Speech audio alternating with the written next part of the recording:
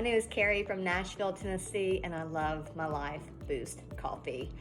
I love knowing that it's organic, pesticide-free, and mold-free, and the taste is amazing. What I really like about Lifeboost is it's bold, it's strong, but it doesn't have acid.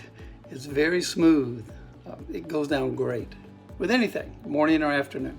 Hi, I'm here to say I love my Lifeboost coffee because I was having terrible acid reflux to the point where I was skipping my coffee so that it wasn't so terrible.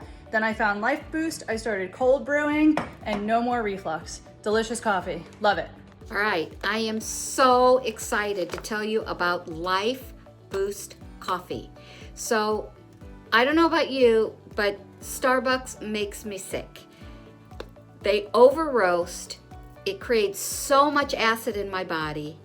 Acid's not good for me. My body does not like an acidic condition in my body. Lifeboost, so smooth, so delicious. I use the light in my espresso every morning, and it is fantastic. I want everybody to be healthy. Try Lifeboost.